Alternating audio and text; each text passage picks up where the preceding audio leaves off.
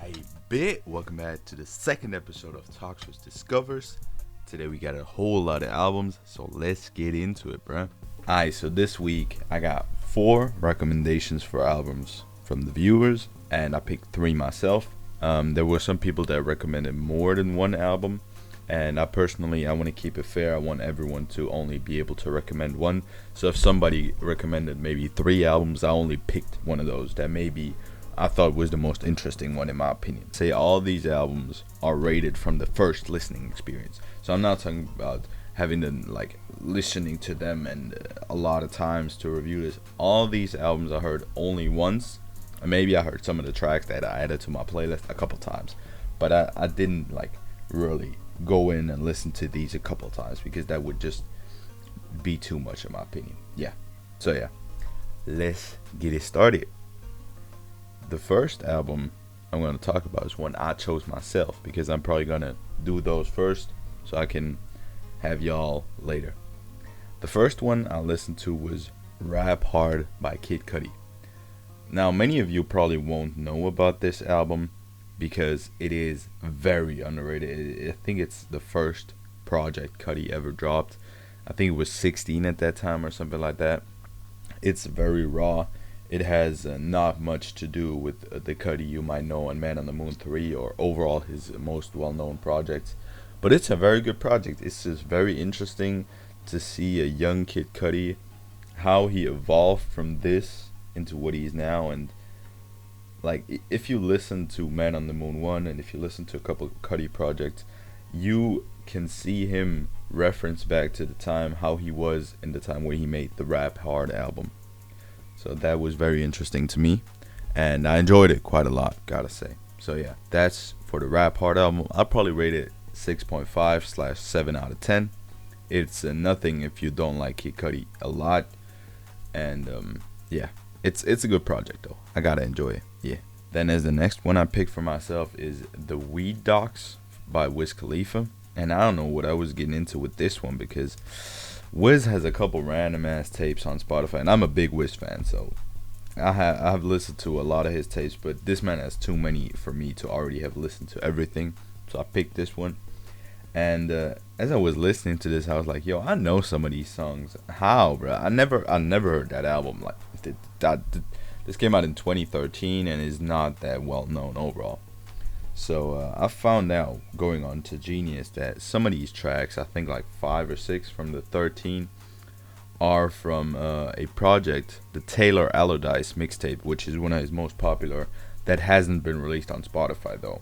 I already knew 6 of the 13 tracks, and I knew a couple others too because I think this album had 3 or 4 original songs. Other than that, it was just songs that were not on Spotify but were on some of his old mixtapes like Flight School and Taylor Allardyce. So yeah, I heard both of those mixtapes, so yeah. But it was still an enjoyable listen. It's good that I know that some of these tracks are on Spotify because I was pretty sad to find out that Taylor Allardyce is not on Spotify and Flight School only partly. So yeah, I enjoyed it a lot, and overall the project itself is maybe also a 7 out of 10. I enjoyed some of these tracks a lot, but just as a project, it's just nothing special because it only takes songs from well-known projects. Yeah.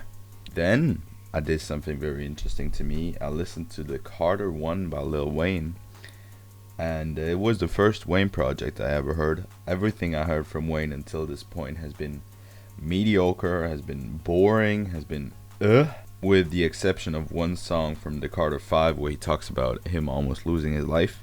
That was a very interesting and very deep song. I know that the Carter 3 is the most pressed one from the Carter series, but I just like to start at the beginning, the Carter 1. There were a couple very enjoyable tracks on here. If you go onto my Spotify playlist, you should do that anyway so you can see what my favorite tracks from all these albums are. It's linked in the description. If you go onto my Spotify playlist, you will see a couple tracks from this album. It has 21, it's 1 hour and 50 minutes long, and I gotta say that is kind of long, but it didn't feel too long. It felt kind of good. It was kind of enjoyable. I'm definitely gonna continue to check some Lil Wayne out. Good. This album is getting a 7.5 out of 10 from me. Then we are done with the albums I chose for myself, and we can get into the albums that you gave me. The first one I'm gonna talk about is Baby Keem Die For My Bitch. That was recommended by Yes Sir. I don't know if that's how you say your name, but I'd say it like that.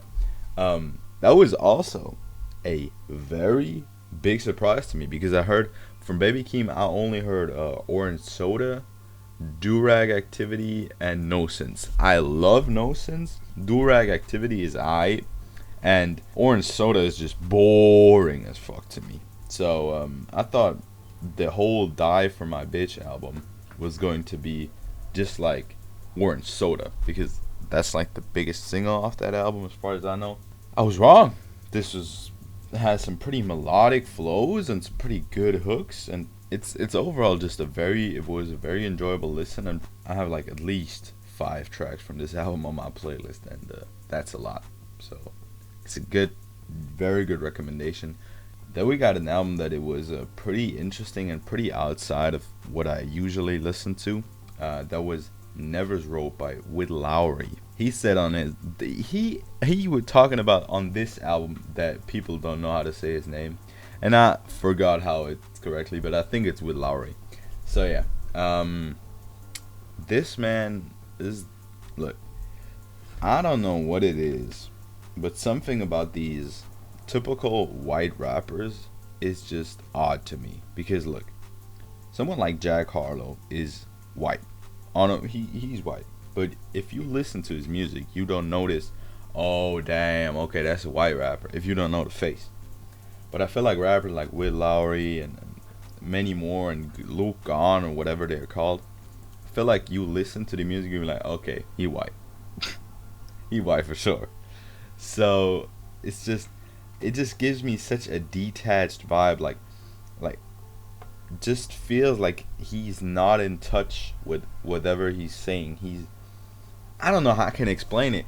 He on one track he tells a story about someone popping pills and like having drug problems, but it just feels so out of touch. It doesn't feel like, it feels like a story he's been told and he's now like telling you again, but not a story that he knows about because, I don't know, he got it firsthand or anything.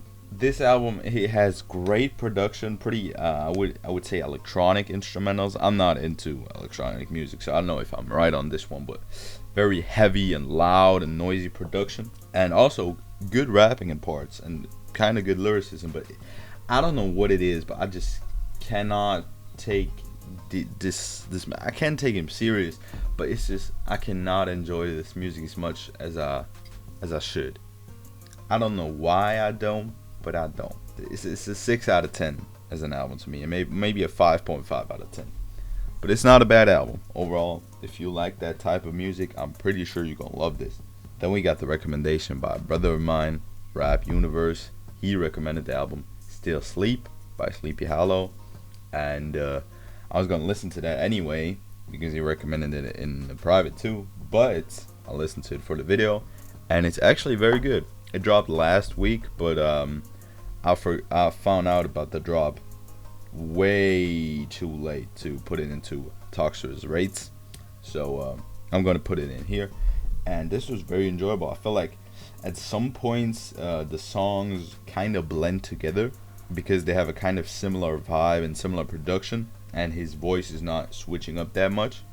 But there are some tracks like Chicken, even if that sample is hilarious, Chicken, 2055, 1999, that just stick out to me and are even in my playlist.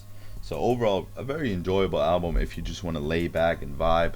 Nothing where you really got to put your head in it, but just lay back and vibe. That's what it's great for. So that's a 7 out of 10 for me. Then we have my favorite album from the ones that were recommended. It's recommended by Bop and Crow. I don't know how to say that name either, bro. Y'all need to have names. Okay, never mind. People don't know how to say my name. Bruh. We got another one of my homies, the Toxiris or the Toxiris, however the fuck you want to say it. Shout out to the Toxiris for the original idea.